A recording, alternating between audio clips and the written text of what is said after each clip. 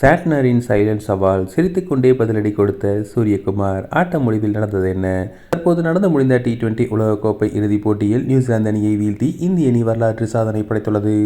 இந்த போட்டியில் முதலில் பேட்டிங் செய்த இந்திய அணி நிர்ணயிக்கப்பட்ட 20 ஓவர்களில் 255 ரன்கள் குவித்து T20 உலகக்கோப்பையில் இறுதிப் போட்டியில் அதிகபட்ச ரன்களை பதிவு செய்த அணி என்ற பெருமையை பெற்றது. இந்த பிரம்மாண்ட இலக்கை நோக்கி ஆடிய நியூசிலாந்து அணி இந்திய பந்துவீச்சை எதிர்கொள்ள முடியாமல் திணறியது. இந்த வெற்றியின் நாயகனாக திகழ்ந்த சஞ்சு சாம்சன் அதிரடியாக விளையாடி 89 ரன்கள் குவித்து இந்திய அணியின் ஸ்கோர் உயர்வுக்கு முக்கிய பங்காற்றினார்.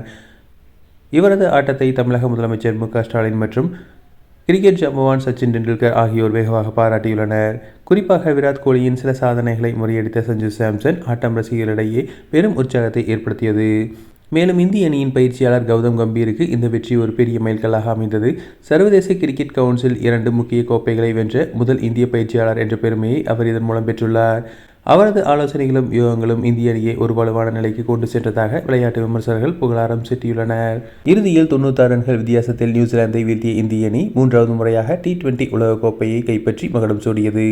இந்த வெற்றியை இந்தியா முழுவதும் உள்ள கிரிக்கெட் ரசிகர்கள் பட்டாசு வெடித்தும் இனிப்புகளை வழங்கியும் கோலாகலமாக கொண்டாடி வருகின்றனர். இந்தியா மற்றும் நியூசிலாந்து அணிகளுக்கு இடையேயான இறுதிப் போட்டிக்கு முன்பாக நியூசிலாந்து கேப்டன் மிச்சல் சாட்னரின் கருத்துக்கள் சமூக வலைதளங்களில் பெரும் விவாதத்தை ஏற்படுத்தின. செய்தியாளர் சந்திப்பில் பேசிய அவர், ஒருமுறை கோப்பையை வென்றதற்காக சிலரின் இதயங்கள் உடைப்பதில் எனக்கு எந்த வருத்தமும் இல்லை. இந்திய ரசிகர்கள் அமைதிப்படுத்துவதே எங்கள் இலக்கு என்று சற்றே சவாலாக குறிப்பிட்டிருந்தார்.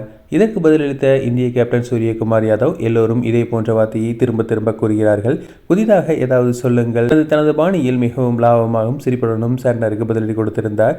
இந்த வார்த்தை போர் ஒருபுறம் இருக்க, களத்தில் இந்திய வீரர்கள் ஆக்ரோஷமான பேட்டிங்கை வெளிப்படுத்தினர்.